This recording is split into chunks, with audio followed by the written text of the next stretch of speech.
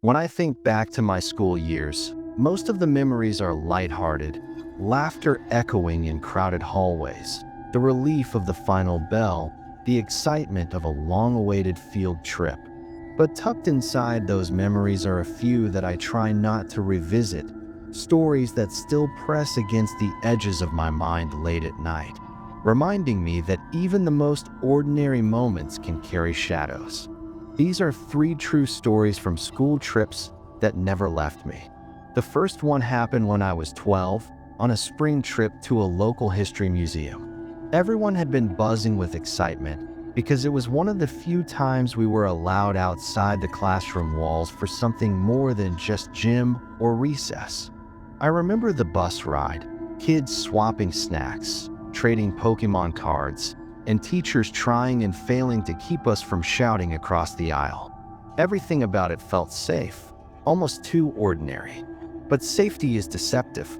When we arrived, the museum looked older than I'd expected, its brick walls faded, windows smudged with time. I recall stepping inside and immediately feeling the shift in temperature. The air was cool and stale, as though the building itself had been holding its breath for decades. Our guide, a tall man in a navy jacket, told us we'd be split into small groups. My friends and I ended up near the back, trailing behind as the tour began. At first, it was exactly what you'd expect: artifacts in glass cases, old photographs, and dusty uniforms. But halfway through the second floor, something strange happened. While the rest of my group moved into the next room, I lagged behind, staring at an old map that had been pinned to the wall. I don't know why it fascinated me. Maybe it was the detail, maybe it was the fact that the towns marked on it no longer existed. I stood there for longer than I realized, and when I turned to catch up, the hallway was empty. That wasn't unusual. I figured I could just follow the sound of voices. That wasn't unusual. I figured I could just follow the sound of voices. But as I started walking, I realized I couldn't hear anyone. Not my friends, not the guide, not even the faint shuffle of footsteps. The silence pressed against me, heavier with every step. Then I noticed the staircase at the end of the corridor. Something about it didn't look right. The steps were roped off, a sign hanging crookedly that read, "Closed for maintenance." But above the rope, the faintest light flickered, as if someone was moving with a flashlight. Curiosity pulled me closer, even though part of me screamed to turn back. I leaned over the rope, peering up the dark stairwell, and that's when I saw it, just for a split second.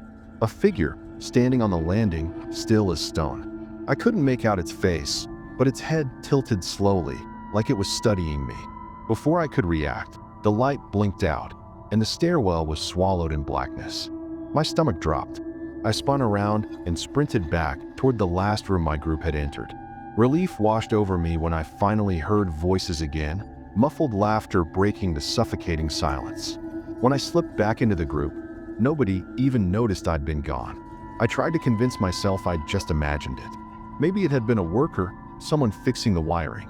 But the image of that tilted head, the way it seemed to lean into me with silent intent, clung to my mind.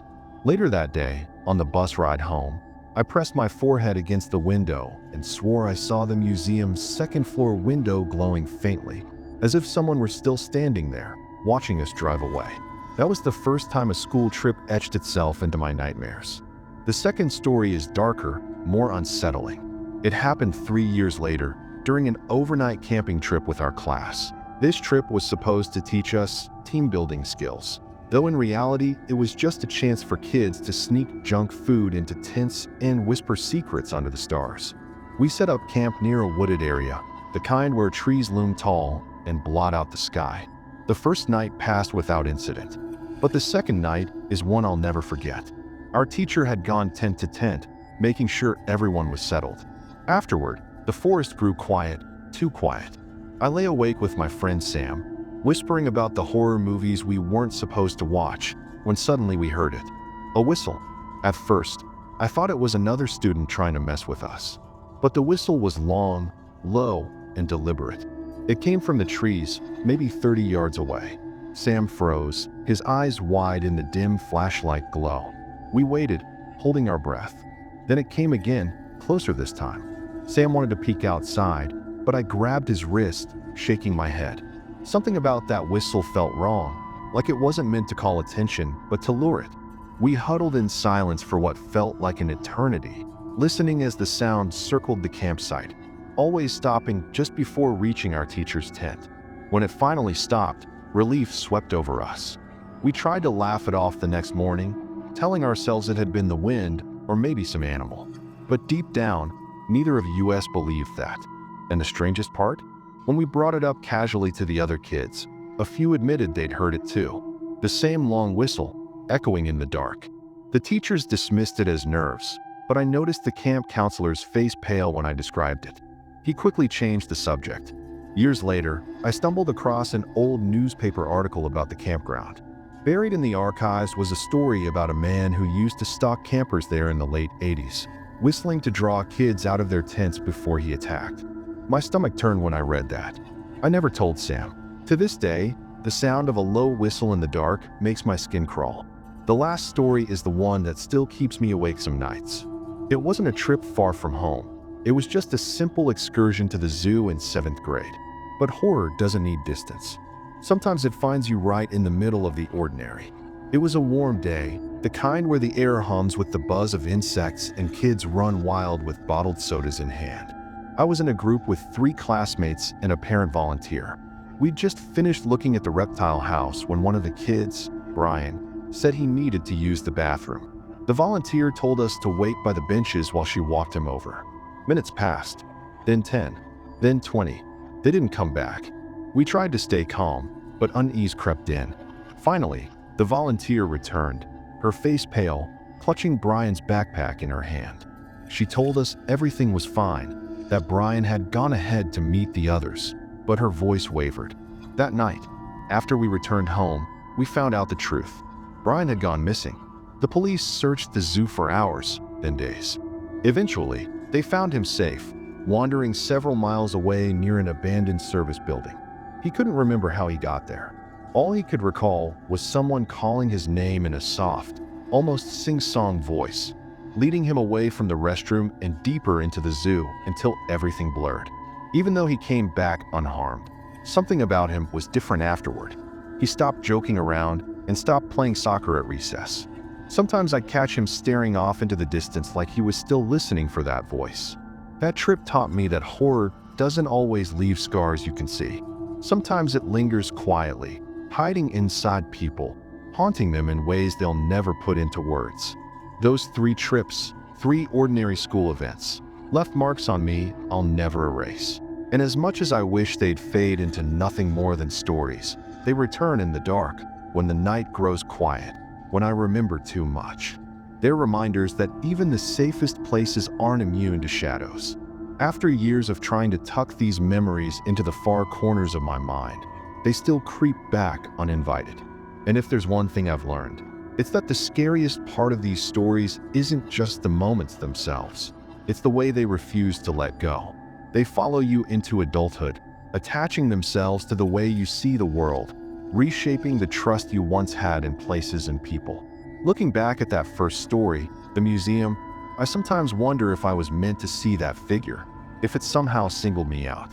Everyone else walked right past without noticing anything, without pausing in front of that old map. Why me? It's a question that still itches at the back of my mind.